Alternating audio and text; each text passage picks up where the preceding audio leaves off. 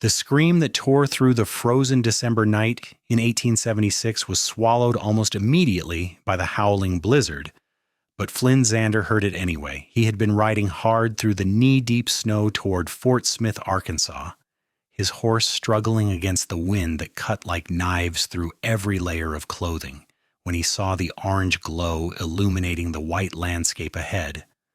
Fire and snow together meant only one thing: death. And as he urged his exhausted mare forward, that scream came again, desperate and terrified, a woman's voice calling out for help that might never come.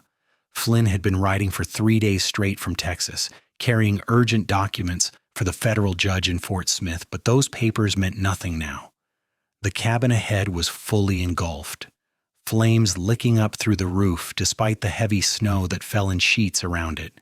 The heat created a bizarre circle of clear air around the structure, melting the snow in a perfect radius while the blizzard raged beyond.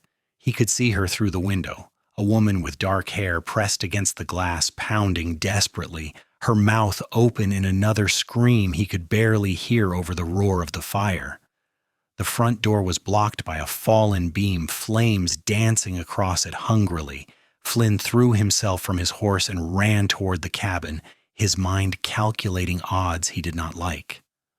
The structure was old, the wood dry beneath whatever snow had accumulated on it earlier. It would collapse soon. He had minutes at most. "Hold on," he shouted, though he doubted she could hear him. The heat hit him like a physical wall as he approached, his eyes watering, his skin immediately feeling tight and scorched. He circled the cabin quickly, looking for any other entrance, but there was only the blocked front door and the windows, all too small for her to squeeze through and covered in iron bars for protection against outlaws. Protection that had now become a prison. Flynn grabbed a piece of fallen timber from near the woodpile, using it to try to pry at the bars over the window where she stood. The metal was already hot, burning through his leather gloves. The woman inside was coughing now, her face streaked with soot and tears, her eyes wide with the knowledge that she was going to die here, trapped like an animal in a cage. "Get back!" Flynn yelled at her, gesturing for her to move away from the window. She understood, stumbling backward into the smoke-filled interior. He swung the timber at the glass, shattering it, but the bars held firm. The rush of oxygen fed the fire, and flames shot out of the broken window, singing his eyebrows and beard. He swore and dropped the timber, his mind racing. The front door was the only option. He would have to move that beam somehow, get it clear enough to open the door or break it down. The heat was incredible now. The snow around him melting into muddy slush, steam rising in clouds. His horse had already fled, terrified by the fire. Flynn did not blame her. He ran to the front of the cabin, grabbed the burning beam with both hands, and screamed as the fire bit through his gloves into his palms. He lifted anyway, muscles straining, and threw it aside. The door was scorched black, flames creeping along its edges. He stepped back and kicked it hard once, twice, 3 times. On the 4th kick, it splintered inward, and smoke billowed out like a living thing. Flynn pulled his bandana up over his nose and mouth and plunged into the inferno. Inside was hell itself. The fire had consumed the back half of the cabin entirely, flames crawling across the ceiling like angry spiders. The heat was unbearable, stealing the air from his lungs even through the bandana. He could barely see through the thick smoke, his eyes streaming. "Where are you?" he shouted, his voice hoarse. A cough answered him off to his left. He stumbled in that direction, his boots crunching on broken glass and burning debris. Something fell from the ceiling behind him with a crash that sent sparks flying. His lungs were screaming for clean air. He had seconds left before he would have to retreat or die here himself. Then he saw her collapsed on the floor near an overturned table, unconscious or close to it. Flynn grabbed her under the arms and hauled her up, draping her over his shoulder. She was lighter than he expected, or perhaps fear was giving him strength he did not normally possess. He turned back toward where the door should be, but the smoke was so thick now he could not see it. Another beam crashed down, this one between him and the exit. The fire was everywhere surrounding them. Flynn's vision was dimming at the edges, his body demanding oxygen that did not exist in this hellish place. He staggered forward, climbing over the fallen beam, feeling flames lick at his legs. The woman on his shoulder was completely limp now, not moving at all. He could see light ahead, blessed light, the doorway. Flynn lunged for it with the last of his strength, and then they were outside, falling into the snow, gulping down freezing air that hurt almost as much as the smoke had. He rolled the woman off his shoulder and onto her back, brushing burning embers off both of their clothes. Behind them, the cabin gave a final groan and collapsed inward, sending a column of sparks spiraling up into the snowy night sky. Flynn bent over the woman, his burned hands shaking as he checked for breath, for a pulse. For a terrible moment he felt nothing, and the despair that washed over him was worse than the pain of his injuries. Then she coughed, a rattling sound, and her eyes fluttered open. They were green, he noticed. The most beautiful green he had ever seen, like spring grass or new leaves, and they were looking at him with confusion and terror, and something else he could not quite name. "You are safe," he managed to say, his voice a ruined rasp. "You are safe now." She tried to speak, but dissolved into another fit of coughing instead. Flynn looked around desperately. They could not stay here in the open, not in this blizzard. The fire had bought them a few minutes of warmth, but already the cold was creeping back in, and they were both soaked from the melted snow. His horse was gone. They were miles from Fort Smith, with night fully fallen and the temperature dropping fast. The woman's eyes rolled back in her head, and she went limp again. Flynn pressed his fingers to her throat and found her pulse, weak but steady. Smoke inhalation. She needed shelter, warmth, medicine. She needed things he could not provide out here in the wilderness. He gathered her into his arms and stood on shaking legs. The effort sent waves of pain through his burned hands and arms, but he gritted his teeth and started walking. Fort Smith was north, he thought, though the blinding snow made it hard to be certain of anything. He had to keep moving, or they would both freeze to death. Flynn trudged through the snow, the woman cradled against his chest, her head resting against his shoulder. She was wearing only a thin dress, completely unsuited for this weather. She must have been inside when the fire started, with no time to grab a coat or supplies. Everything she owned was now ash and cinders. The wind howled around them, and Flynn bowed his head against it, focusing on putting one foot in front of the other. His body was screaming at him, his burned hands throbbing with every heartbeat, his lungs aching from the smoke, exhaustion pulling at him like an anchor. He could not remember the last time he had slept. The ride from Texas had been brutal, pushing through the early winter storms to reach Fort Smith before the documents he carried became useless. Those documents were in his saddlebags, which was now somewhere out in the blizzard with his horse. Judge Parker would not be pleased, but Flynn found he could not bring himself to care. The woman in his arms was real and alive and needed him. Papers could be replaced. He did not know how long he walked. Time became meaningless, measured only in steps and breaths. The fire had disappeared behind them, swallowed by the snow and distance. There was only white in every direction, white and dark and cold. Flynn's teeth were chattering so hard he thought they might break. The woman had not stirred again, and he tried not to think about what that might mean. Then, like a miracle, lights appeared ahead. Yellow and warm and steady, the windows of buildings fighting back against the storm. Fort Smith. He had somehow managed to walk in the right direction. Flynn wanted to weep with relief, but did not have the energy. He staggered down what he thought was the main street, though the snow had buried everything familiar. The town was shuttered tight against the blizzard, everyone sensible huddled inside by their fires. Flynn made his way toward the largest building he could see, the hotel where he had stayed before on previous trips through Arkansas. The door was locked. He kicked it weakly, unable to manage anything stronger. "Help!" he tried to shout, but it came out as a whisper. He kicked again, and this time someone answered. "We are closed. Come back in the morning." "Please," Flynn croaked. "Woman here, dying. Please." There was silence, then the sound of a bolt being drawn back. The door opened, revealing a portly man in a nightshirt holding a lantern high. His eyes widened as he took in the sight before him. Flynn swaying on his feet, covered in soot and burns. The unconscious woman in his arms. "Sweet, merciful heaven," the man breathed.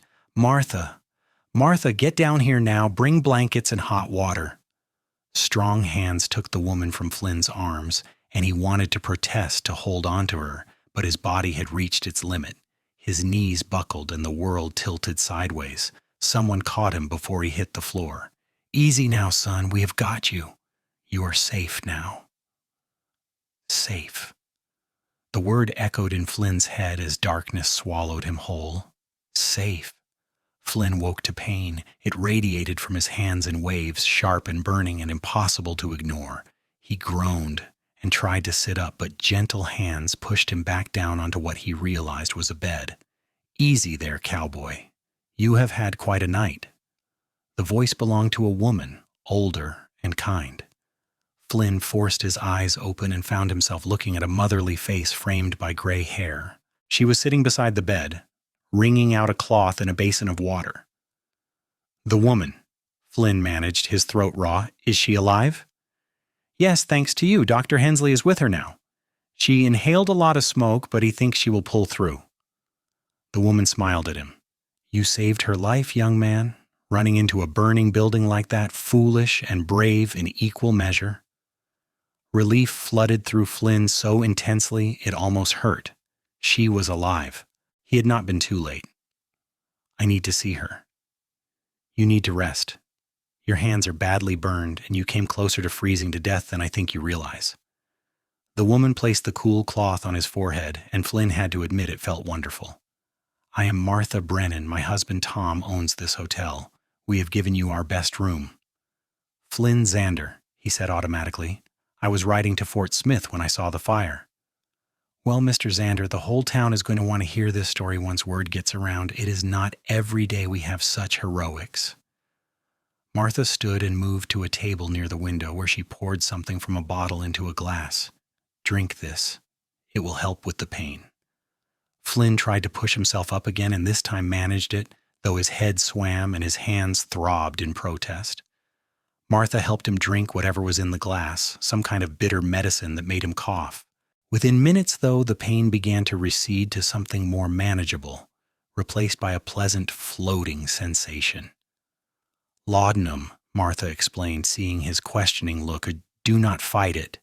Sleep is the best thing for you right now."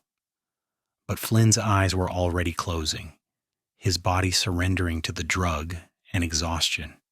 His last thought before sleep claimed him was of green eyes looking up at him through smoke and firelight, full of fear and hope and something indefinable that had lodged itself somewhere deep in his chest and refused to let go.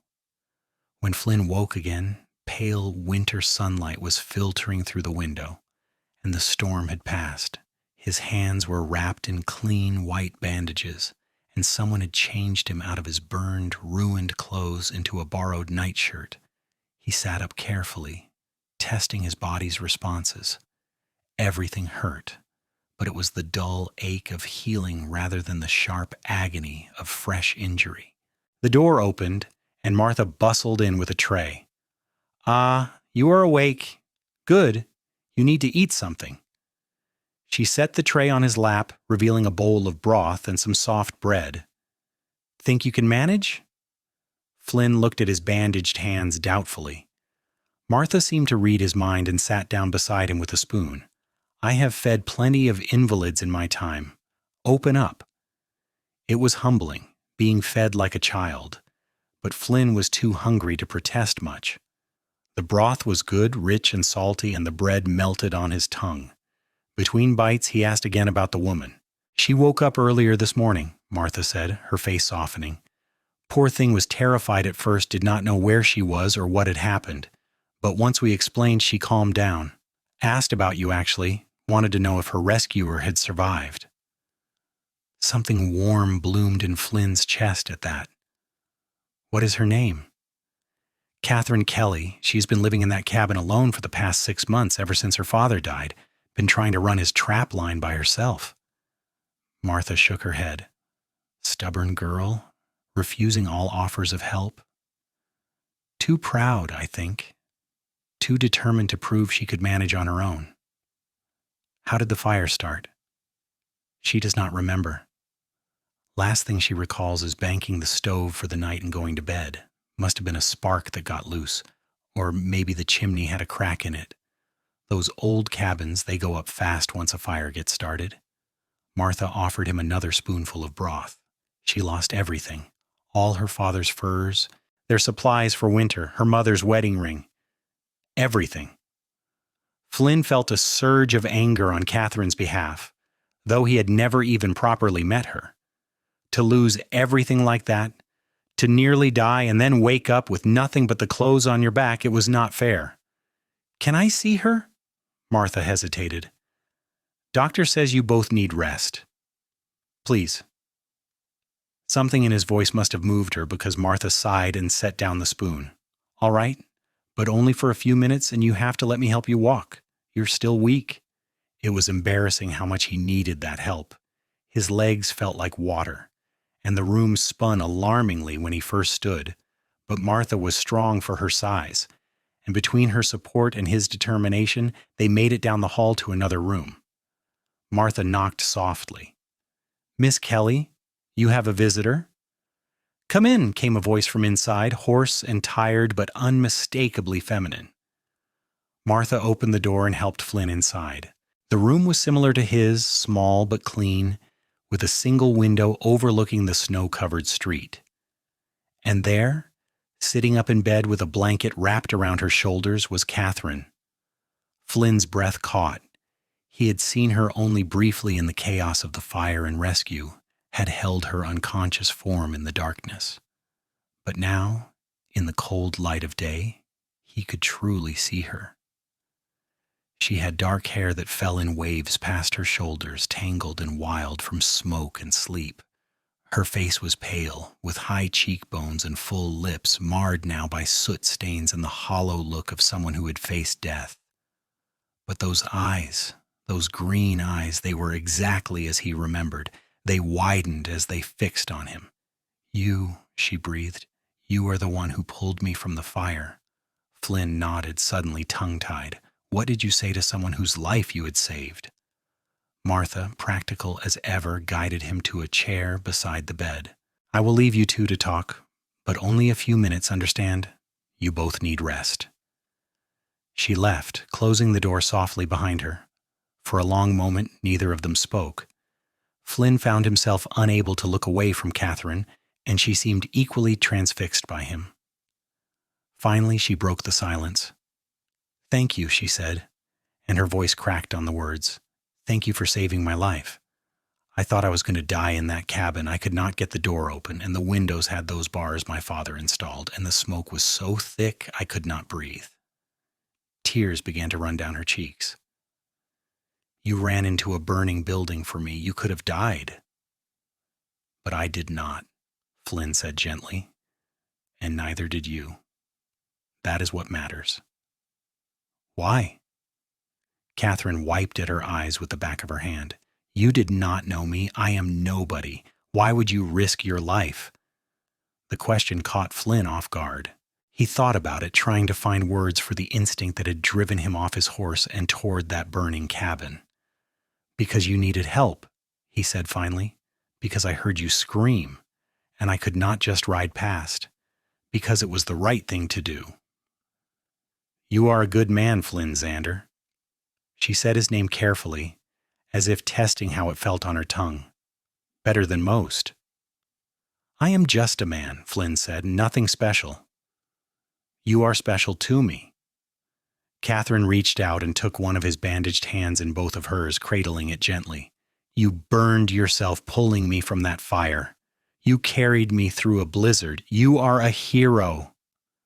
Flynn felt heat rising to his face that had nothing to do with burns or fever.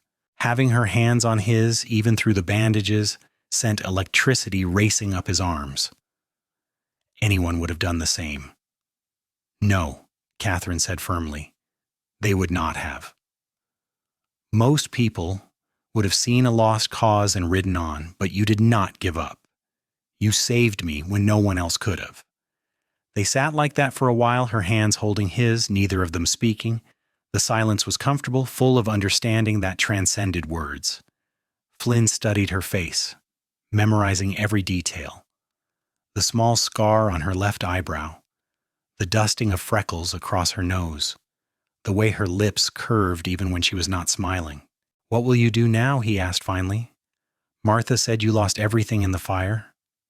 Catherine's face fell. "I do not know. The cabin is gone. The furs are gone.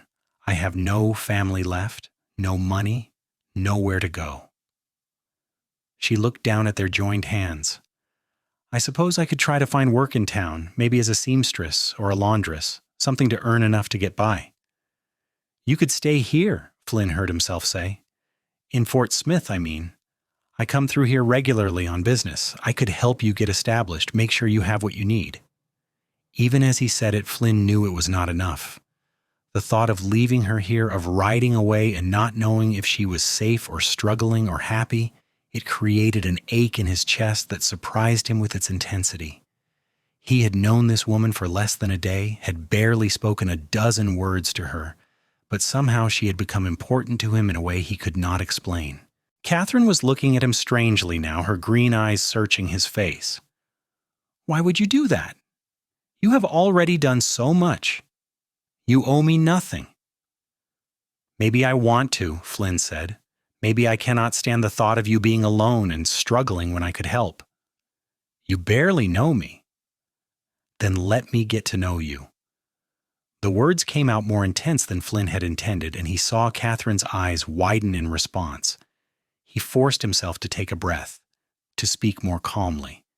"I am sorry, that was too forward. I just meant that I would like to help if you would let me. As a friend." Friend seemed like entirely the wrong word for what he was feeling, but it would have to do for now.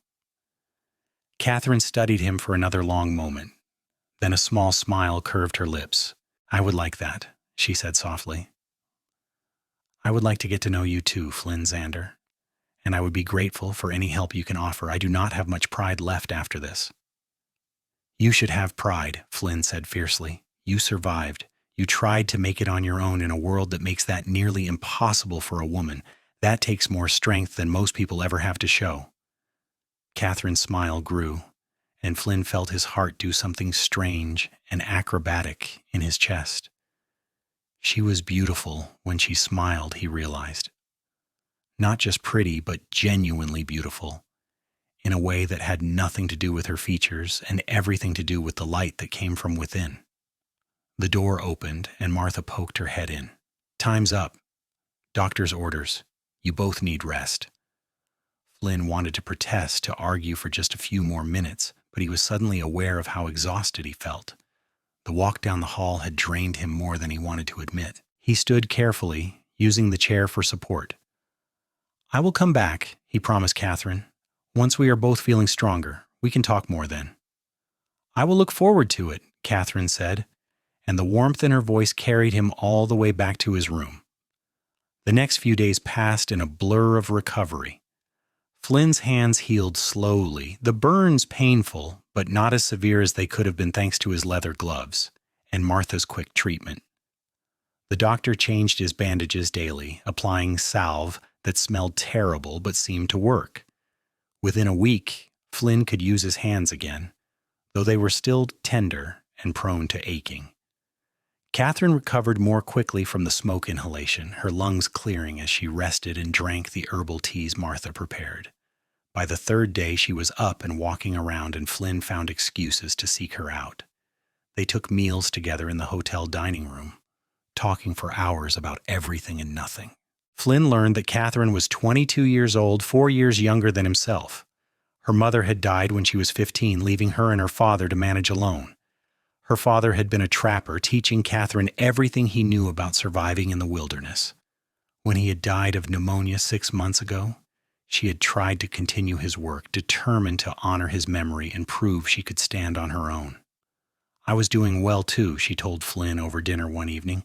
I had a good supply of furs saved up, was planning to take them to market in the spring, would have made enough to get through next winter and maybe even hire some help. Her face clouded. Now all of that is gone. You can start over, Flynn said. It will be hard, but you can do it.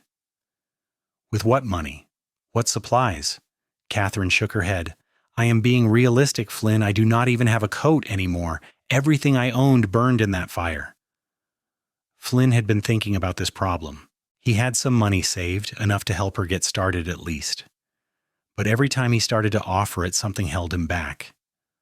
Pride, maybe, or the fear that she would see it as charity and refuse. Or worse, that she would accept out of desperation and then feel beholden to him, and any relationship they built would be tainted by that debt. I might have a solution, he said carefully, but I want you to hear me out before you say no. Catherine raised an eyebrow. That is not an encouraging way to start. I travel a lot for my work. I carry documents and packages for the federal court, riding between Texas and Arkansas and sometimes up into Missouri or Kansas.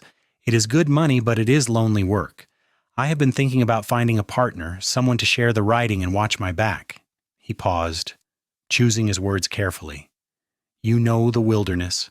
You can track and hunt and survive off the land. Those are valuable skills. Catherine was staring at him. Are you offering me a job? I am offering you a partnership. We split the pay 50-50, share expenses and responsibilities. You would need to learn to handle a gun if you do not already know how, and you would need to be comfortable spending days or weeks on the trail. Flynn met her eyes. But it would give you income and purpose, and you would not be alone anymore. That is crazy, Catherine said, but Flynn could see the interest sparking in her eyes. You barely know me. I could rob you in your sleep. You could, Flynn agreed, but you would not. I trust you. Why? It was the same question she had asked in the hotel room a week ago, and Flynn still did not have a good answer. Instinct, he said finally. The same instinct that made me ride toward that burning cabin instead of away from it. I feel like I am supposed to help you, like we are supposed to know each other. He felt foolish saying it out loud, but there was no taking the words back now. Catherine was quiet for a long time, her eyes fixed on her plate. Flynn waited, his heart hammering against his ribs. This felt suddenly like the most important question he had ever asked anyone. All right, she said finally, looking up at him. I will do it. Be your partner, I mean, but on one condition. Name it. You have to teach me everything, how to read a map, how to navigate by the stars, how to handle a gun properly. I can track and trap, but I do not know anything about the work you do. I will not be dead weight on this partnership. Her jaw was set, her eyes fierce. I pull my own weight or I do not go at all.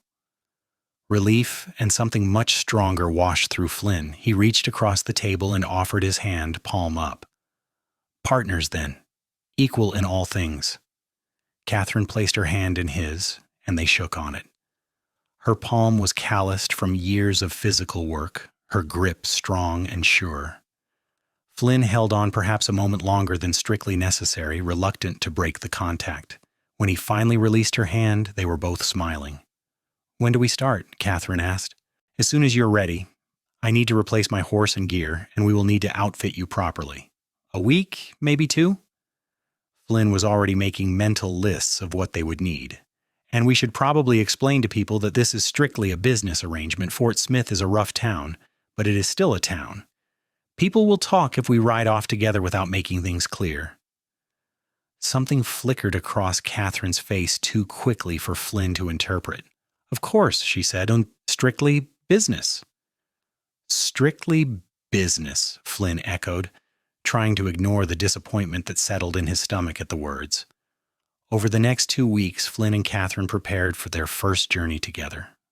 Flynn bought a sturdy bay gelding to replace his lost mare, and purchased a smaller paint horse for Catherine. They spent hours in the general store selecting supplies and gear. Catherine needed everything: clothes suitable for riding, boots, saddlebags, bedroll, coat, gloves, hat. The list seemed endless, and the costs mounted quickly. Flynn paid for it all without complaint, ignoring Catherine's protests. "Consider it an investment in the partnership," he told her. "Once we complete a few jobs, you can pay me back if you want, but right now getting you outfitted is more important than keeping score." They also spent time practicing. Flynn taught Catherine how to handle the revolver he bought for her, showing her how to load and fire and clean the weapon. She was a natural shot, her hands steady and her eyes sharp. They practiced for hours each day in a clearing outside town, the crack of gunfire echoing across the frozen landscape. "My father taught me to shoot rifle," Catherine explained as she hit yet another target dead center, "but he never let me handle his pistol. Said it was not a proper weapon for a lady." She fired again, the bullet punching through the makeshift target. "What do you think? Am I ladylike enough?" Flynn grinned. "I think you could outshoot half the men in Fort Smith. Your father should have given you that pistol." They also practiced riding together, learning each other's rhythms and habits. Catherine was comfortable on horseback, sitting her saddle with easy confidence. She knew how to read terrain, how to find water and shelter, how to spot signs of animal or human passage. Flynn found himself learning from her as much as she learned from him. In the evenings, they studied maps together by lamplight in the hotel dining room. Flynn showed her the routes he traveled most often, the towns and way stations between Fort Smith and the Texas border. He explained the work he did, carrying legal documents and correspondence for the federal court, and sometimes transporting witnesses or escorting prisoners. "Is it dangerous?" Catherine asked one night, tracing a route on the map with her finger. "Sometimes," Flynn admitted. "There are bandits who would love to get their hands on some of the documents I carry. And not everyone appreciates the federal government extending its reach into the territories. But I am careful, and I have never had serious trouble." "Never?" Flynn hesitated.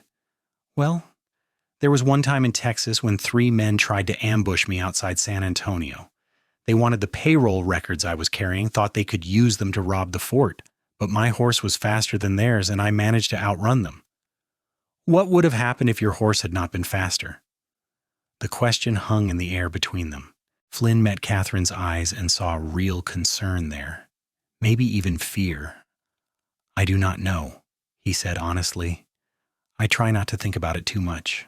The work needs doing, and I'm good at it. That has to be enough." Catherine nodded slowly. "Then I will make sure I am good at it too. That way, if trouble comes, you will not face it alone." The words created a warmth in Flynn's chest that had nothing to do with the fire crackling in the nearby hearth. He was starting to realize that having a partner meant more than just someone to share the work. It meant having someone who cared whether he came home safely. Someone who would stand beside him when things got difficult. Someone who mattered. Catherine mattered to him. He could admit that now, at least to himself. Over the past 2 weeks, she had become the most important person in his life. He woke up thinking about her, spent his days looking for excuses to be near her, and fell asleep replaying their conversations in his mind. When she smiled at him, his heart performed gymnastics. When she touched his arm in passing, electricity raced through his body. He was falling for her. Hard and fast and completely, and he had absolutely no idea if she felt the same way. The problem was the partnership. They had agreed this was a business arrangement, strictly professional. Flynn could not just blurt out his feelings without risking everything they had built. If Catherine did not feel the same way, if she was only interested in the job and the security it offered, then confessing his growing love for her would make everything awkward and impossible. She might leave, might decide the partnership was not worth the complication of his unwanted feelings. So Flynn kept his mouth shut and his feelings locked away and tried to be content with having her in his life in whatever capacity she would allow. On a cold January morning in 1877, they finally set out on their first job together. Judge Parker needed documents delivered to a federal marshal in Texarkana, a 3-day ride south. It was a straightforward assignment perfect for breaking in their partnership. Fort Smith was just waking as they rode out, smoke rising from chimneys into the gray dawn sky. The snow had melted somewhat during a brief warm spell, but the ground was still frozen hard, and their breath steamed in the cold air. Flynn led the way, with Catherine riding beside him rather than behind. Partners rode side by side. The first day passed without incident. They made good time following the well-worn trail south. They talked as they rode, sharing stories about their lives before the fire had brought them together. Flynn learned that Catherine loved books, though she had only ever owned 3, that her favorite season was spring, when the world turned green again after winter's death, that she could whistle louder than any person he had ever met, a skill her father had taught her for signaling across long distances. In turn, Flynn told her about growing up in Missouri, the youngest of 5 brothers, about learning to ride almost before he could walk, about joining the Union Army at 17, lying about his age, and fighting in the last year of the war, about the things he had seen and done during that time, things he tried not to think about too much anymore. "Were you scared?" Catherine asked. "During the war, I mean." "Terrified," Flynn admitted. "Every single day. Anyone who says they were not scared is either lying or a fool, but you learn to keep moving anyway, to do what needs doing despite the fear. That is what bravery really is. Not the absence of fear, but action in spite of it." They camped that night in a small clearing off the main trail, building a fire and cooking a simple meal of beans and salt pork. Catherine proved to be as capable at camp work as she was at everything else, moving with efficient grace as she tended the fire and unpacked their supplies. They ate in comfortable silence, watching the flames and listening to the night sounds of the forest around them. Flynn found himself studying her in the firelight, memorizing the way the flames painted gold across her features. She was beautiful, but it was more than that. She was strong and smart and brave and kind. She made him laugh. She challenged him. She made him want to be better than he was. "You're staring," Catherine said without looking at him, a smile playing at the corners of her mouth. "Sorry," Flynn said, feeling heat rise to his face. "I was just thinking." "About what?" "About how much I want to kiss you right now, about how perfectly you fit into my life, like you were always supposed to be here, about how terrified I am of losing this, of losing you before I ever really have you. About how well this is going," Flynn said instead.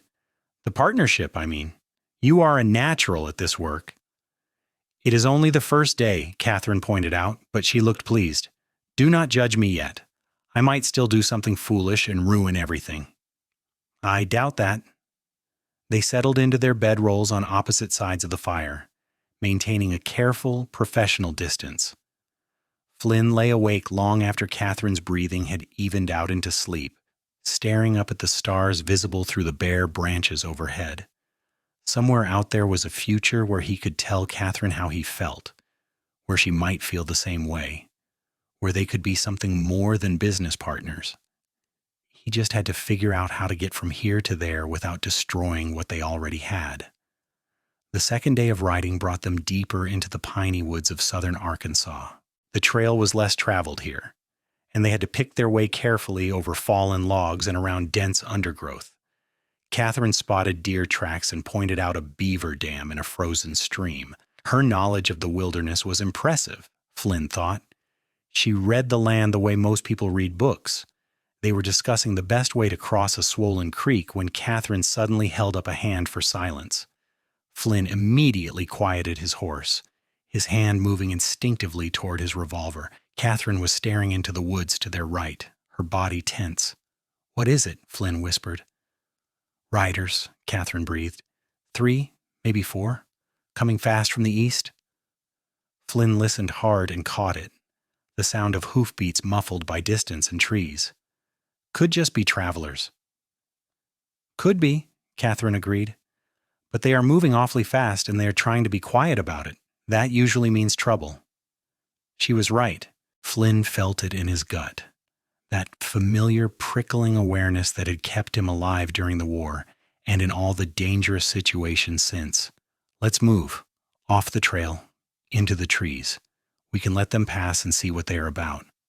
They guided their horses into the forest, finding a dense thicket that provided cover while still allowing them to see the trail. They waited, hardly daring to breathe.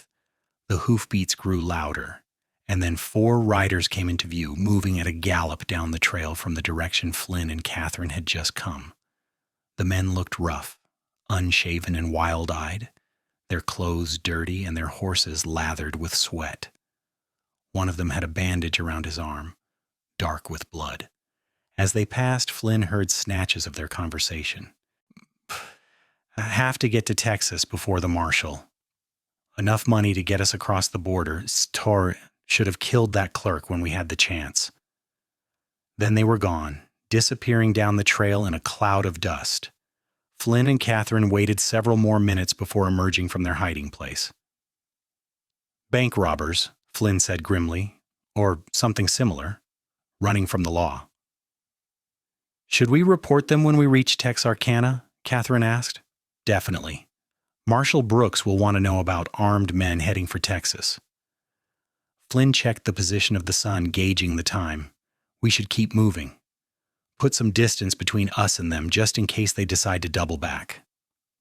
They rode hard for the rest of the day, not stopping until darkness forced them to make camp. Both of them were on edge, jumping at every sound from the forest.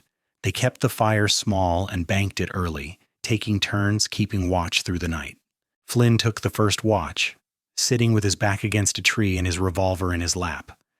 Catherine was curled in her bedroll nearby, but Flynn could tell from her breathing that she was not really asleep. After an hour of silence, she sat up. "I cannot sleep," she admitted. "Every time I close my eyes, I see those men." "Come here," Flynn said, patting the ground beside him. "You can keep watch with me." Catherine brought her bedroll over and settled next to him, close enough that their shoulders touched.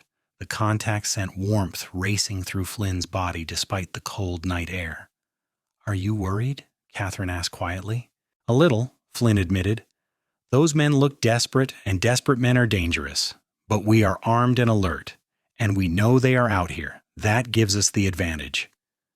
"You have done this before. Dealt with dangerous men, I mean." "A few times. It comes with the territory in this line of work." Flynn shifted slightly, trying to get more comfortable against the tree. "But I would be lying if I said it did not scare me. I am not fearless, Catherine. I just know how to keep moving despite the fear." "Like you said about the war." "Exactly like the war." They sat in comfortable silence for a while, listening to the night sounds around them. An owl hooted somewhere in the distance, the horses shifted and snorted softly at their picket line. The fire crackled and popped, sending occasional sparks spiraling upward. "Flynn?" Catherine's voice was soft, almost hesitant. "Yes?" "Thank you for taking a chance on me, for offering me this partnership. I know it would have been easier to travel alone like you always have. Having me along probably just complicates things." Flynn turned to look at her and found her already watching him, her green eyes reflecting the firelight. "You do not complicate things, Horary," he said firmly. "You make everything better. I have been doing this job alone for 3 years, and I have never enjoyed it more than I have these past 2 days with you." "Really?" "Really."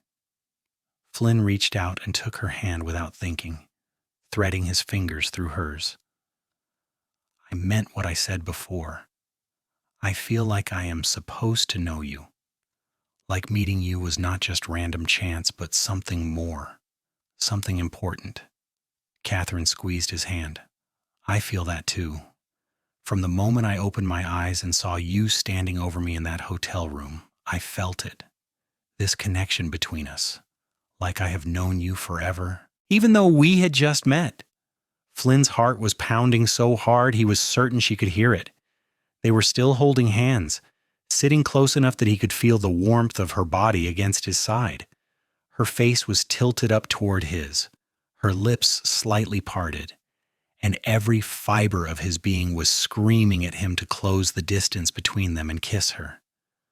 But the rational part of his brain, the part that had kept him alive through war and dangerous jobs and countless close calls, was urging caution.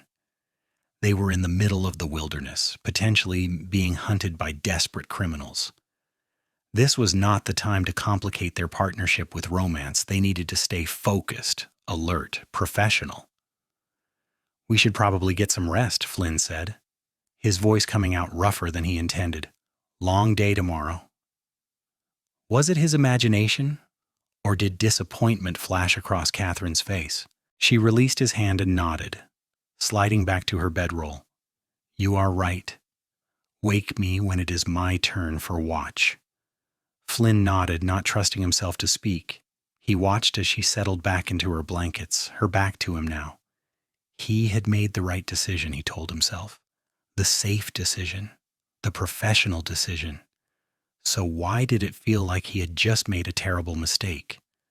They reached Texarkana late the next afternoon without further incident. The town straddled the border between Arkansas and Texas, half of it in each state, a convenient location for those who like to play games with jurisdiction. Marshal Brooks had his office on the Arkansas side in a small building next to the general store. Brooks was a lean man in his 50s, with sharp eyes and a no-nonsense demeanor. He accepted the documents from Flynn with a nod of thanks, then listened intently as Flynn described the 4 riders they had seen fleeing south. "Sounds like the gang that hit the bank in Little Rock 3 days ago," Brooks said, his jaw tightening. "They killed a clerk during the robbery.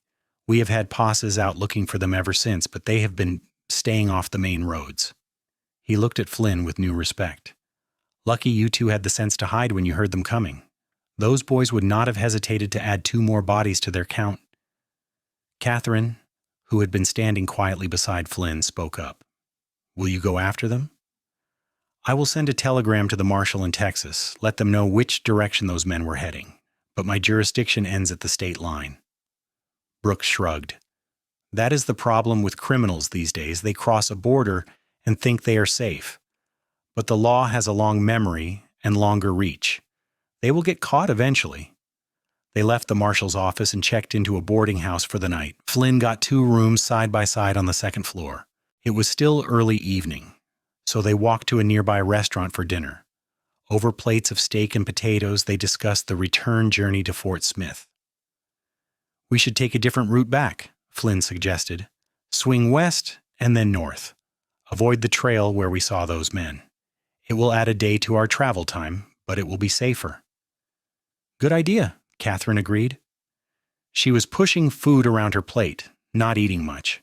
She had been quiet since the previous night, and Flynn wondered if she was thinking about their conversation by the fire, about that moment when he had almost kissed her and then backed away.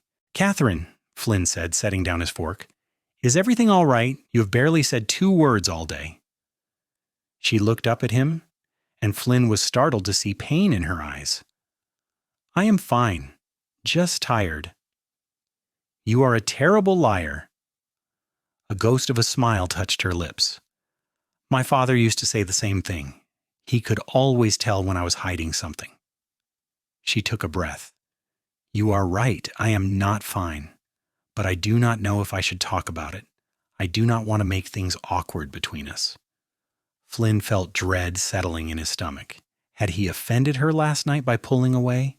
Had she realized he had feelings for her and was trying to figure out how to let him down gently? "You can tell me anything. We are partners, remember? Honesty is important." Catherine set down her own fork and met his eyes directly. "Last night by the fire, did I imagine what almost happened between us?" Flynn's mouth went dry. "No, you did not imagine it." "Why did you pull away?" The question was direct, unflinching. This was what Flynn loved about Catherine, her refusal to dance around difficult topics, but it also meant he could not hide behind polite deflection. He owed her the truth. "Because I was scared," Flynn admitted. "Because I have feelings for you that go way beyond partnership or friendship. And I did not want to ruin what we have by pushing too hard too fast. Because we were alone in the wilderness, possibly being hunted by criminals, and I thought you deserved better than a kiss motivated by fear and adrenaline." He paused, gathering his courage. "Because I am falling in love with you, Catherine Kelly, and I have no idea if you feel the same way." The words hung in the air between them. Catherine stared at him, her eyes wide, her mouth slightly open in surprise. The silence stretched out, seconds feeling like hours, and Flynn began to think he had just destroyed everything. Then Catherine started laughing. Catherine started. Not cruel or mocking laughter, but genuine amusement mixed with relief. "You are falling in love with me?" Flynn felt his face burning. "I know it is too soon. I know we barely know each other. I know it complicates the partnership and makes everything messy, but yes, I am falling in love with you. I have been since the moment I saw you in that hotel room, looking at me like I was something heroic instead of just a man who did what any decent person would do." "Flynn." Catherine reached across the table and took both his hands in hers. "You beautiful, wonderful, foolish man. I have been falling in love with you too, since you carried me through a blizzard, since you offered me a partnership when I had nothing, since you taught me to shoot and treated me like an equal instead of a burden. I thought I was the only one feeling this way. I thought you saw me as just a colleague, nothing more." "Nothing more?" Flynn repeated, hardly daring to believe what he was hearing. "Catherine, you are everything more. You are the first thing I think about when I wake up and the last thing I think about before I sleep. When I imagine the future now, you are in every version of it. I cannot picture my life without you anymore." Catherine's eyes were shining with tears, but she was smiling. "Then why did we waste an entire day being miserable when we could have been happy? Because I am an idiot?" "Yes," Catherine agreed, still smiling, "but you are my idiot, if you will have me." Flynn stood up, pulling her to her feet with him. He did not care that they were in a public restaurant, that people were staring at them. He cupped her face in his hands and finally closed the distance between them to kiss her. Her lips were soft and warm, tasting of apples from the pie they had shared. She made a small sound of surprise and pleasure, her hands coming up to grip his shirt, pulling him closer. The kiss deepened, years of loneliness and longing pouring out of both of them. When they finally broke apart, both breathless, Flynn rested his forehead against hers. "I love you," he whispered. "I know it is fast and crazy, but I love you." "I love you too," Catherine whispered back. "And maybe it is fast and crazy, but it feels right. You feel right." They paid for their meal and walked back to the boarding house hand in hand, grinning like fools. When they reached their separate room doors, they stopped, suddenly awkward again. "I should let you get some rest," Flynn said, though every fiber of his being was screaming at him to follow her into her room. "You should," Catherine agreed, but she did not move, her hands still clasped in his. "Catherine, I want to be clear about something. I love you and I want you, but I also respect you. I will not push for anything you are not ready for. We can take this as slow or as fast as you want." Catherine looked up at him, her green eyes searching his face. "What if I do not want to be alone tonight? Not to do anything improper," she added quickly, color rising to her cheeks, "but just to be close to you, to fall asleep knowing you are there. Would that be all right?" "That would be more than all right," Flynn said softly. They ended up in Flynn's room, which had a slightly larger bed. They both kept their clothes on, laying on top of the covers rather than under them, maintaining propriety even as they sought closeness. Catherine curled against Flynn's side, her head on his chest, and he wrapped his arms around her. "Tell me about your family," Catherine said softly. "You mentioned brothers." So Flynn talked, his voice quiet in the darkness. He told her about his 4 older brothers, all of them bigger and louder and more boisterous than he had been, about his mother, who had died when he was 12, worn out from years of hard work and too many pregnancies, about his father, a stern but fair man who had taught all his sons to ride and shoot and work hard, about how the war had scattered them all, some fighting for the Union like Flynn, some staying home to work the farm, about how he had not seen any of them in nearly 5 years, distance and life making return visits impossible. In turn, Catherine talked about her parents. Her father, gruff and tough, but endlessly patient when teaching her the skills she would need to survive. Her mother, who had loved books and music and had taught Catherine to read despite having very little education herself, about how her mother's death had broken something in her father, how he had never really recovered from losing his wife. "He died 6 months after I pulled him from that frozen stream," Catherine said. "He got pneumonia from the cold water, and it just never left his lungs. The doctor said he could have recovered if he had fought harder, but I think he just did not want to anymore. Not without my mother." Her voice cracked. "I tried so hard to save him, to make him want to keep living, but in the end he just let go." Flynn tightened his arms around her, offering what comfort he could. "You did everything you could. Sometimes love is not enough to keep someone here if they have decided to leave. That is not a failure on your part. I know, but it still hurts." "It will always hurt," Flynn said gently. "You do not stop loving someone just because they are gone, but the pain gets easier to carry over time. Trust me on that." They fell asleep like that, wrapped in each other's arms, and Flynn slept better than he had in years. The return journey to Fort Smith took 4 days instead of 3, thanks to their detour west. But those 4 days were the happiest Flynn could remember. He and Catherine rode side by side, talking and laughing and occasionally stopping to steal kisses when the mood struck them. They made love for the first time on the 3rd night under the stars with only their horses as witnesses.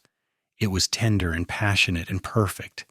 And afterward, Flynn held Catherine close and knew with absolute certainty that he wanted to spend the rest of his life with this woman.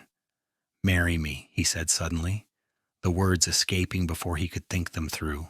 Catherine propped herself up on one elbow, looking down at him with surprise. "What?" "Marry me," Flynn repeated, more confident now. "I know it is fast. I know people will think we are crazy, but I love you, and I know I will love you for the rest of my life. I do not want to wait to make you my wife." "Flynn." Catherine's eyes were shining with tears again. "Yes, yes, I will marry you. I love you too, and I do not care what anyone thinks. I would marry you tomorrow if we could." "Tomorrow might be difficult," Flynn said, grinning. "But as soon as we get back to Fort Smith, I'm going to find us a preacher, if that is truly what you want." "It is what I want," Catherine said firmly, "more than anything." They arrived back in Fort Smith on a cold February morning to find the town buzzing with news. The bank robbers they had seen fleeing south had been caught in Texas and were being brought back to Arkansas to face trial. Marshal Brooks wanted to speak with Flynn and Catherine, as they would need to testify about seeing the men on the trail. But before they dealt with any of that, Flynn had a more important mission. He and Catherine went straight to the church on the north end of town, where Reverend Samuel Wallace agreed to marry them the following Sunday, giving them time to prepare properly. The news spread through Fort Smith like wildfire. Many people were shocked that the cowboy and the woman he had saved from the fire were getting married so quickly. But Martha and Tom Brennan were delighted, insisting on hosting a small reception at the hotel after the ceremony. "I knew it," Martha said, beaming at them. "From the first moment I saw you two together, I knew this would happen. You are perfect for each other." Flynn had to send a telegram to Judge Parker explaining that he would need a week off from his courier duties for his honeymoon. The judge's response came back quickly. "Congratulations, take 2 weeks. You have earned it. Parker." They spent the days leading up to the wedding making preparations. Flynn rented a small house on the edge of town, just 2 rooms and a kitchen, but clean and sturdy.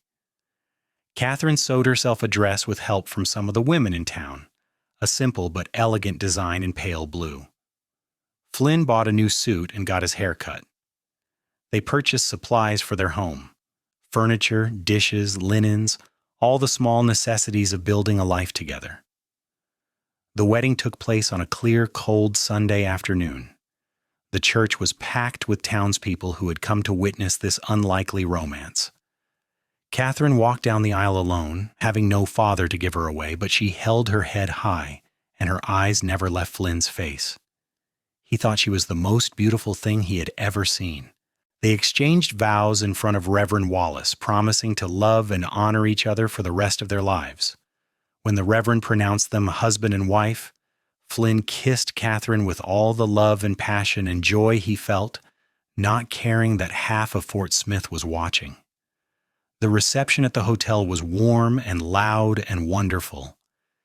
People pressed forward to congratulate them, to share stories and advice and well wishes.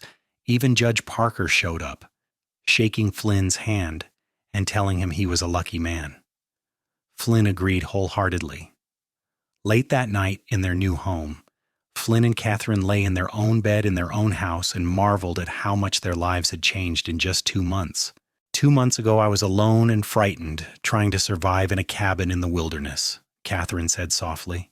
Now I am married to the man I love, with a home and a future and more happiness than I ever imagined possible.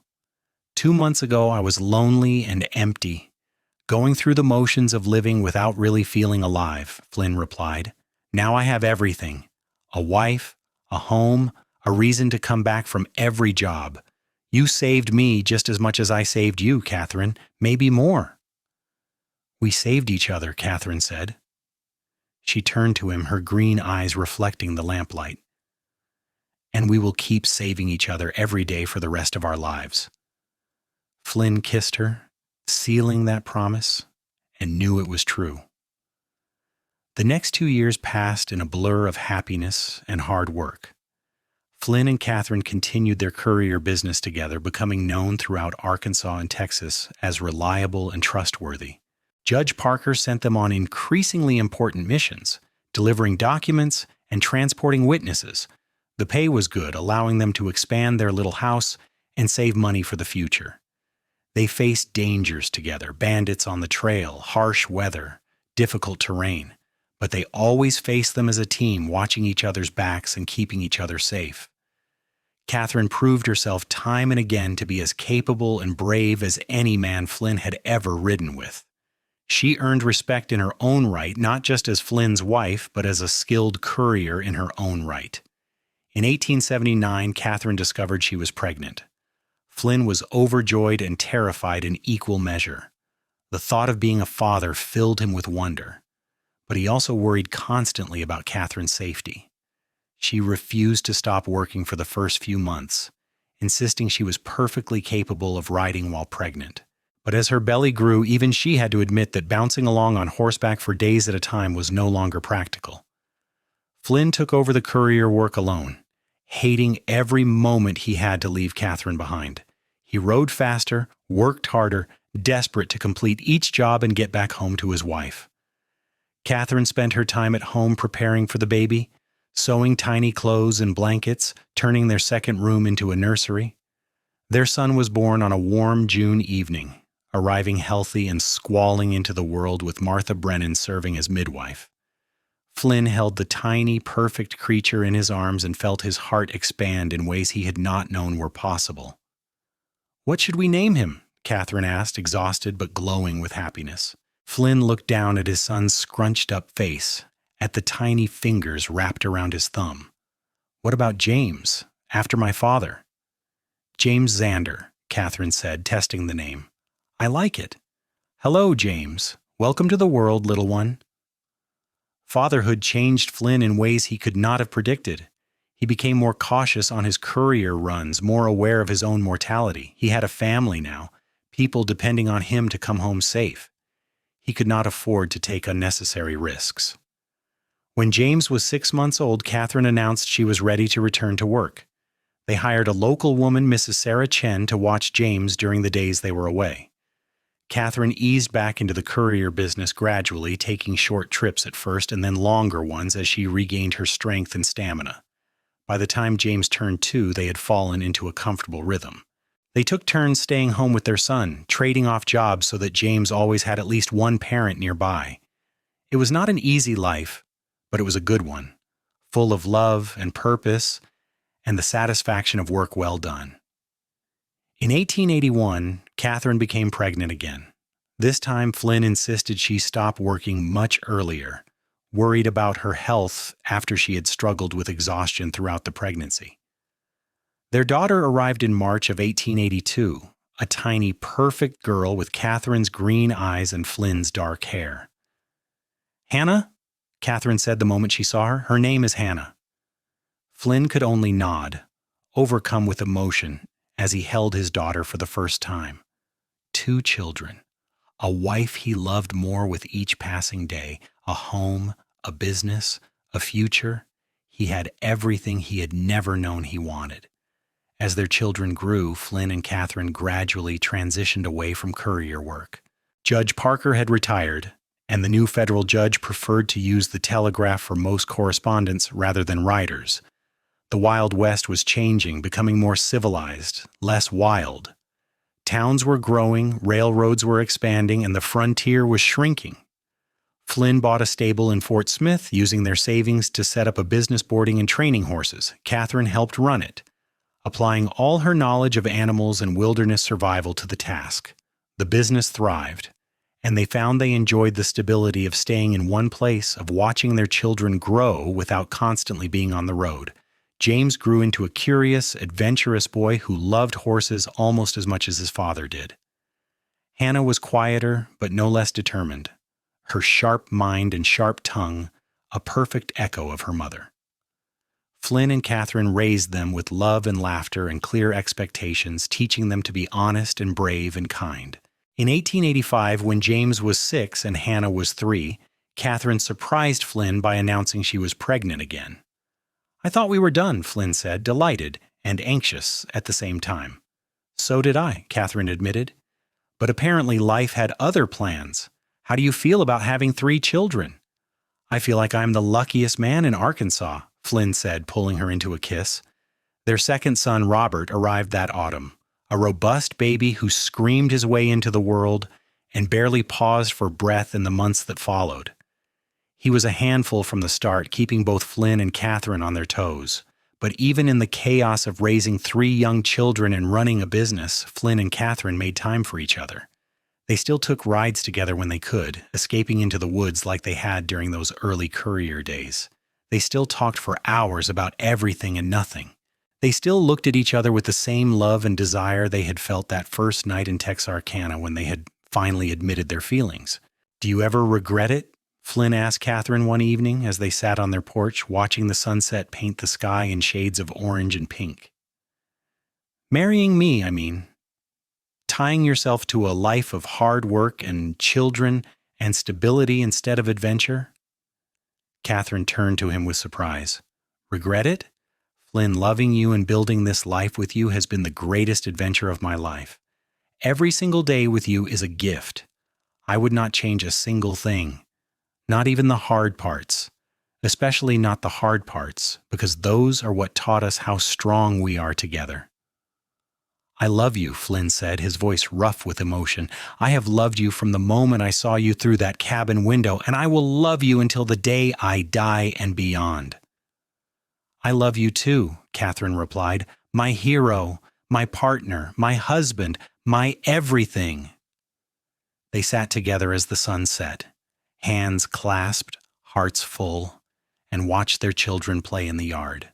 James was teaching Hannah how to throw a rope, while baby Robert toddled around after them, laughing at everything.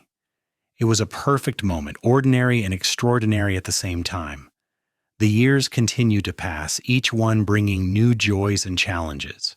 James grew into a responsible young man who took over much of the stable work as Flynn's back began to ache from too many years of hard riding. Hannah developed a passion for books and learning, reminding Flynn so much of her mother at that age. Robert proved to be the most adventurous of the 3, constantly getting into scrapes and keeping his parents perpetually worried. In 1890, Flynn and Catherine celebrated their 15th wedding anniversary. Judge Parker, who had remained a friend even in retirement, hosted a party in their honor at his large home. Nearly the entire town showed up to celebrate with them. 15 years, Judge Parker said during his toast, and you two still look at each other like newlyweds. That is rarer than you might think. You have built something special together, a true partnership based on love and respect and equality. You are an inspiration to all of us." Flynn looked at Catherine across the crowded room and found her looking back at him, her green eyes shining with tears and joy. She smiled, and he smiled back. And in that moment, Flynn felt the weight of all their years together, all the love and struggle and triumph and growth. They had started with nothing but each other and had built a life that mattered, a family that thrived, a love that endured. That night, lying in bed with Catherine curled against his side the way she had been since their first night together in Texarkana, Flynn thought about how different his life might have been if he had not heard that scream on a cold December night in 1876. If he had ridden past that burning cabin instead of toward it. If he had chosen safety over risk, self-preservation over compassion. He would have delivered those documents to Judge Parker and collected his pay and ridden off to the next job, alone and lonely like he had been for years. He would never have known Catherine, never experienced this kind of love, never held his children or built this life. He would have had existence but not truly living. "What are you thinking about?" Catherine murmured sleepily. "About that night," Flynn said. "The fire. How close I came to riding past without stopping." "But you did not ride past." "No, I ran into the flames instead." Flynn pressed a kiss to the top of her head. "Best decision I ever made." "Running into a burning building was the best decision you ever made?" Catherine teased. "That seems somewhat flawed as logic goes." "Running into the flames to save you was the best decision I ever made," Flynn corrected. "Everything good in my life started that night. You, our children, our home, all of it traces back to that moment when I chose to help instead of turning away." Catherine was quiet for a moment. Then she spoke softly. "I used to have nightmares about that fire. For years after it happened, I would wake up screaming, smelling smoke that was not there, feeling flames that did not exist. But in every nightmare you would appear. You would run through the flames and pull me to safety, and I would wake up knowing I was safe because you had saved me." "I did not just save you from the fire," Flynn said. "You saved me too, from loneliness, from a life without meaning or joy, from being a man who existed but never really lived. We saved each other, and we have kept saving each other every day since." "We have," Catherine agreed. She tilted her head up to kiss him, slow and sweet and full of promise, "and we will keep saving each other for the rest of our lives." In 1895, James married a local girl named Elizabeth, a kind and hard-working woman who fit perfectly into their family. They moved into a small house near the stable, and James officially took over running the business. Flynn found he did not mind stepping back, did not mind letting his son take the lead. He had earned his rest, had earned the right to spend his days with Catherine without the constant demands of work. Hannah, at 13, announced she wanted to become a teacher. She was already helping at the local school, assisting with the younger children, and she had a natural gift for explaining things clearly and patiently. Flynn and Catherine supported her dreams wholeheartedly, proud of the young woman she was becoming. Robert, at 10, was still trying to figure out who he wanted to be. He loved horses like his father and brother, but he also loved stories and adventure, talking constantly about becoming an explorer or a cowboy or a railway engineer. Flynn figured he had time to decide. Youth was for dreaming big dreams. In 1897, James and Elizabeth made Flynn and Catherine grandparents for the first time. The baby girl, named Martha after the woman who had helped save both Flynn and Catherine all those years ago, was perfect in every way. Flynn held his granddaughter with tears streaming down his face, overwhelmed by the continuity of it all. His family was growing, expanding, creating new branches on the tree he and Catherine had planted together. "We are getting old," Catherine said one evening as they rocked together on their porch, watching another sunset. She had threads of silver in her dark hair now and lines around her eyes from years of smiling and squinting into the sun. Flynn thought she was more beautiful than ever. "We are getting older," Flynn agreed. His own hair was more gray than brown now, and his hands ached on cold mornings from the burns he had suffered so long ago. But he was alive, healthy, happy. "But I do not mind. Every year with you has been a gift."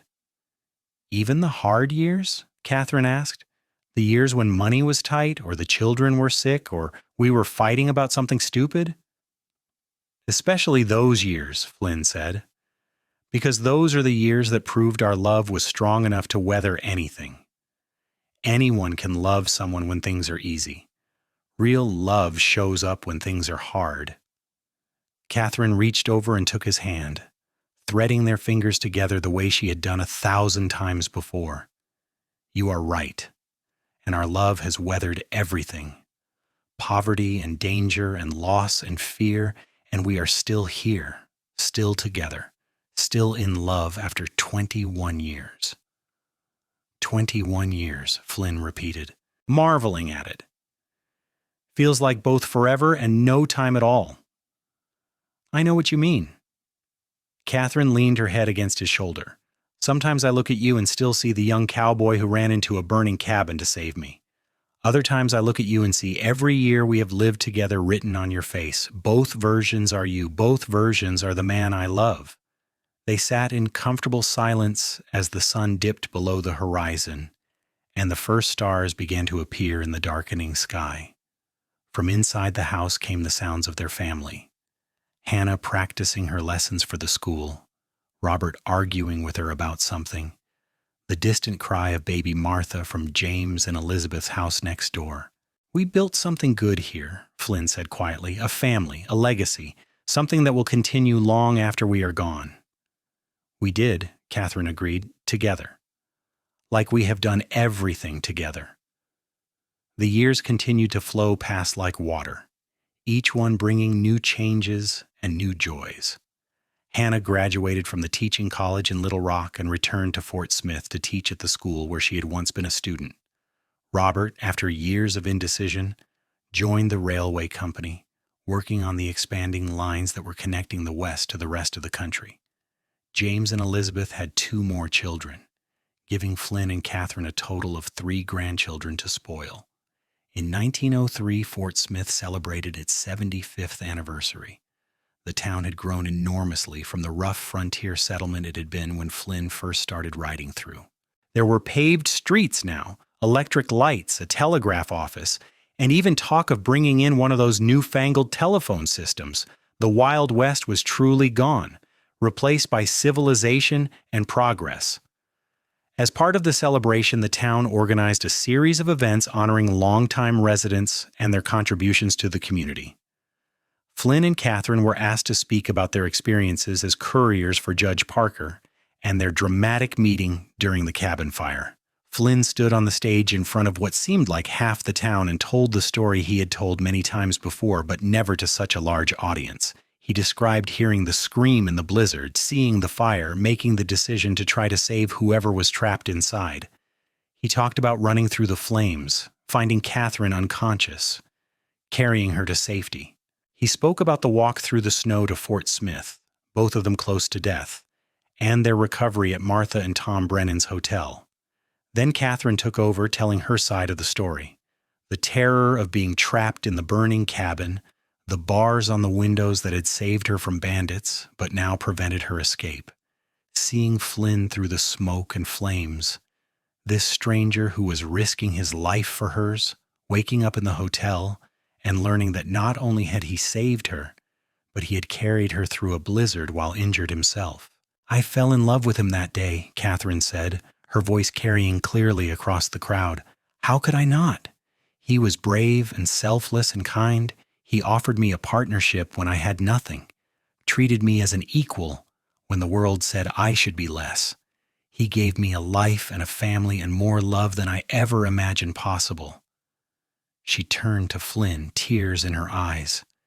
He ran through flames to save me, and he has been my hero every day since. The crowd erupted in applause. Flynn felt his face burning, embarrassed by the attention, but also deeply moved. He looked at Catherine and saw his whole life reflected in her green eyes. 27 years of marriage, of partnership, of love, and he would do it all again in a heartbeat. After the ceremony, people pressed forward to congratulate them and ask questions. Young couples wanted to know the secret to a long and happy marriage. Parents wanted advice on raising children. The mayor thanked them for their years of service to the community. Martha Brennan, now elderly but still sharp as ever, made her way through the crowd to embrace them both. Tom had passed away 2 years earlier, and Martha had aged considerably since then, but her smile was as warm as ever. "I am so proud of you two," she said, tears streaming down her wrinkled face. "You have built something beautiful together, a real partnership, a real love that is rarer than gold and more precious." "We learned from the best," Catherine said, hugging Martha tightly. "You and Tom showed us what a good marriage looked like. You saved us both that night, gave us a place to heal and find each other. We owe you everything." "You owe me nothing," Martha said firmly. "You two did the work. You built the life. I just provided the bed and the soup." She patted their hands. "But I am grateful I got to be part of your story, even in a small way. Watching you two fall in love was one of the great joys of my life." That night, Flynn and Catherine lay in bed in the same house they had bought 27 years earlier. The house had been expanded and renovated multiple times, but it was still theirs, still the place where they had started their life together. "Do you remember our wedding night?" Flynn asked softly. "In this very bed? In this very room?" "I remember everything," Catherine said. "I remember being so happy I thought I might burst. I remember thinking that nothing could ever be better than that moment." "Were you right?" Catherine thought about it, yes and no. That moment was perfect. But so have been 1,000 other moments since then. Every time you made me laugh, every time we held our children for the first time, every sunset we watched together, every crisis we weathered side by side, all of those moments were just as perfect in their own way. "So we have had a perfect life together," Flynn said, smiling in the darkness. "No," Catherine corrected gently. "We have had a real life together, with all its imperfections and struggles and disappointments, but we faced them together, and that made them bearable. That made them beautiful, in their own strange way. Our love was never about perfection. It was about persistence, about choosing each other every single day, even when things were hard." Flynn pulled her closer, marveling at how perfectly she still fit against his side after all these years. "I choose you," he said. "Every day for the rest of my life, I choose you." "And I choose you," Catherine replied. "Always and forever, I choose you." In 1910, Fort Smith organized another celebration, this time for Flynn and Catherine's 35th wedding anniversary. The whole family gathered, James and Elizabeth with their 5 children, Hannah with her husband David and their 2 children, Robert with his wife Clara and their infant son. 3 generations of the family Flynn and Catherine had created together, all because Flynn had heard a scream on a cold December night and run towards danger instead of away from it. They had a picnic in the park, with the grandchildren running around playing games while the adults talked and laughed. Flynn watched his family, his heart full to overflowing. This was his legacy, not just the children and grandchildren, but the love that bound them all together. The example he and Catherine had set of what a marriage could be, what a partnership should look like. "Happy anniversary," Catherine said, slipping her hand into his. "Happy anniversary," Flynn replied. He looked at her, at the silver in her hair and the lines on her face, at the green eyes that still made his heart race. "Thank you." "For what?" "For letting me save you, for saving me in return, for choosing me every day for 35 years, for building this life with me, for everything." His voice cracked with emotion. "For being my wife, my partner, my best friend, the love of my life."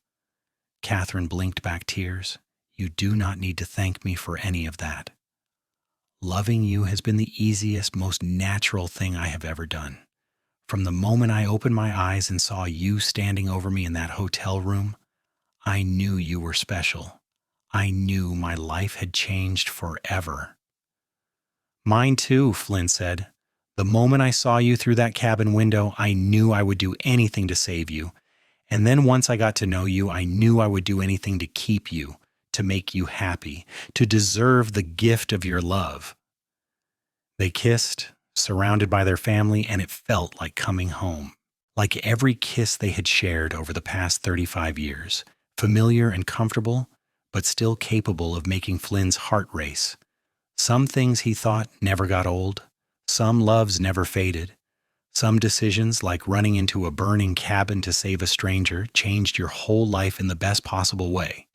As the sun set on their anniversary celebration, Flynn looked around at the life he and Catherine had built together. The children who had grown into remarkable adults. The grandchildren who represented the future. The stable that James now ran so capably. The house they had lived in for decades, full of memories and love. The town that had welcomed them and watched them build their life together. He thought about that young cowboy riding through a blizzard in December of 1876, lonely and empty and just going through the motions of living. He thought about the terrified young woman trapped in a burning cabin thinking she was going to die alone. Those two people had met in fire and snow and desperation, and from that meeting had come all of this, love and family and purpose and joy. "What are you thinking about?" Catherine asked, watching his face. "About beginnings and endings," Flynn said. "About how the worst night of your life became the best night of mine.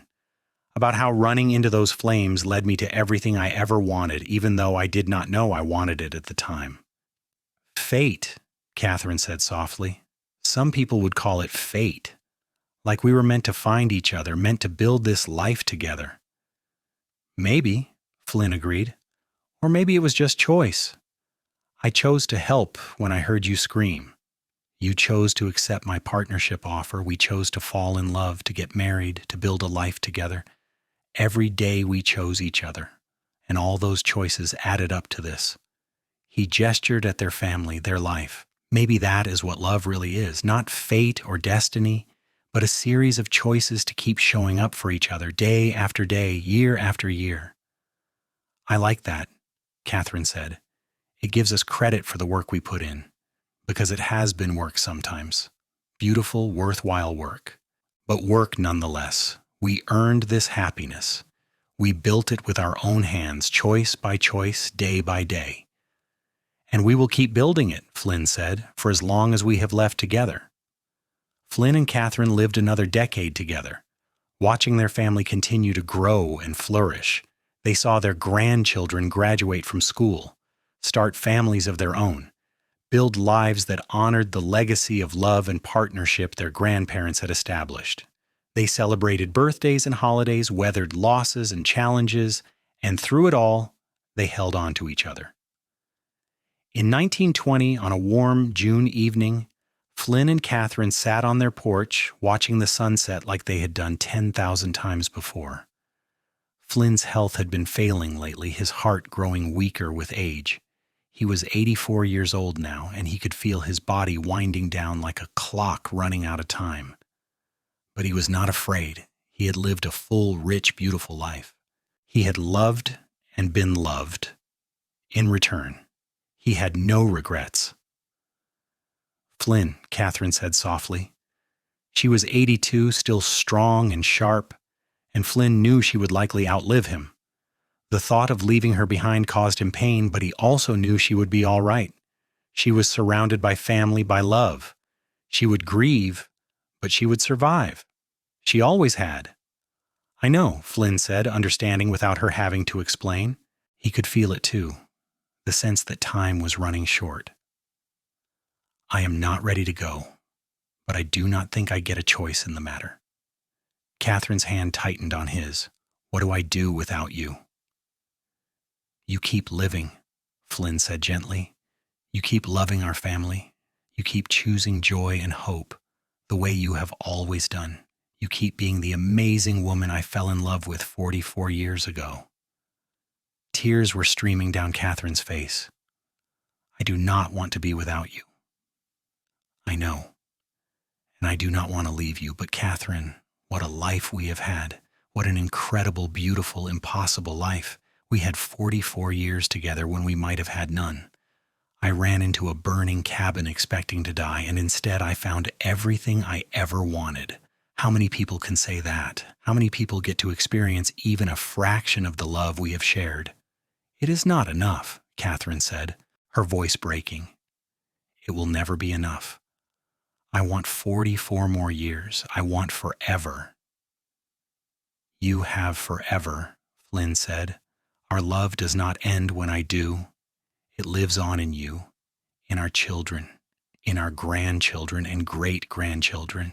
Every time they choose to love someone the way we loved each other, we live on. That is immortality, Catherine. Not living forever ourselves, but creating something that does. Flynn felt his breathing growing labored, his heart struggling, but he was not afraid. Catherine was here, holding his hand, and that was all he needed. He looked at her face, memorizing it one last time, the green eyes that had captured his heart so long ago, the silver hair that glowed in the fading light, the face that had been his home for more than 4 decades. I love you, he whispered. From the moment I saw you until the moment I die, I love you. That has never changed and never will. I love you too, Catherine said, leaning forward to kiss him one last time. Thank you for running into the flames for me.